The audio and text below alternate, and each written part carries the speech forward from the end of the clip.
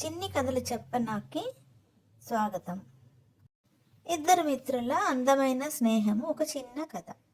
ఒక అందమైన గ్రామంలో ఇద్దరు స్నేహితులు ఉండేవారు. వాళ్ళిద్దరి పేర్లు రాము, సోము. రాము, సోము ఇద్దరు కలిసి ఆడుకునేవారు, స్కూల్కి వెళ్ళేవారు. అలాగే ఏ పని చేయాలన్నా ఇద్దరు కలిసి చేసేవారు. చక్కగా కలిసి చదువుకునేవారు. అలాగే పొలాల్లో ఆడుకునేవారు, చెరువు నీటిలో గంతులు వేసేవారు. ఇలా ఇద్దరు ఎంతో అన్యోన్యంగా ఉండేవారు, స్నేహంగా. అయితే రాముకి కొంచెం పెరిగితనం ఎక్కువ, సోము తెలివైనవాడు, ధైర్య సాహసాలు ఎక్కువ. ఒకరోజు ఇద్దరు స్కూల్ అయిన తర్వాత అలా నడుచుకుంటూ పొలాలు దాటి అలాగా ఊరిని దాటి అడవి వైపు వెళ్ళిపోయారు. అందమైన పూల మొక్కలు, చెట్లు చూసుకుంటూ అలా మాట్లాడుకుంటూ అడవి వరకు వచ్చేసారు. హఠాత్తుగా వాళ్ళిద్దరికి జ్ఞాపకం వచ్చింది, వాళ్ళిద్దరూ ఊరు దాటి అడవిలోకి వచ్చేసారని. స్వతహాగా పెరిగివాడైన రాముకి భయం వేసి, మనం వెనక్కి వెళ్ళిపోదాం అన్నాడు సోముతో. సోము సరే పర్వాలేదురే, ఇలాగ వచ్చాం కదా, చూసి వెళ్దాం అడవంతా అన్నాడు. ఇద్దరు మాట్లాడుతుండగానే అక్కడికి పెద్ద ఎలుగుబంటి వచ్చింది. రాము సోముని హెచ్చరించకుండానే సోము చెయ్యి విడిచిపెట్టి ఆ పక్కనే ఉన్న చెట్టు ఎక్కేశాడు. సోముకి ఏం చేయాలో తెలియక కింద పడి పడుకుండిపోయాడు.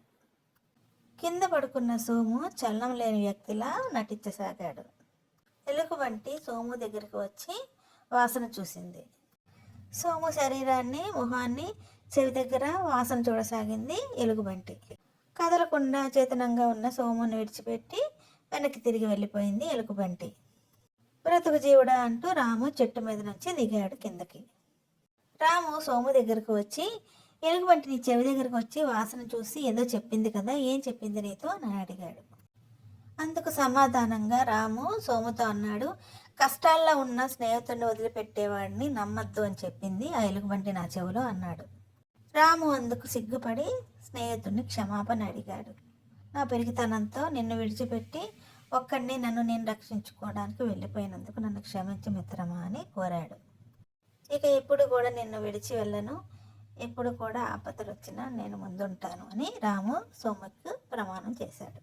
సోము అందుకు సంతోషించి, నేను కూడా నేను ఎప్పుడు విడిచిపెట్టిన మిత్రమా, మన ఇద్దరం ఎప్పటికీ స్నేహితులమే అని అన్నాడు. ఆ ఎలుగుబంటి నా చెవిలో ఏమీ చెప్పలేదు మిత్రమా, నేను నీ పిరికితనం పోగొట్టడానికే ఇలా అబద్ధం చెప్పాను. ఏమైనా ఆపదలు వచ్చినప్పుడు పిరికితనం ఉంటే మనల్ని మనం రక్షించుకోలేము, నీకు ధైర్య సాహసాలు రావాలని నేను ఇలా అబద్ధం చెప్పాను మిత్రమా అన్నాడు సోము రాముతో. ఇద్దరు కలిసి ఇంటికి తిరిగి ప్రయాణం అయ్యారు, చీకటి పడేలోగా వెళ్ళాలని.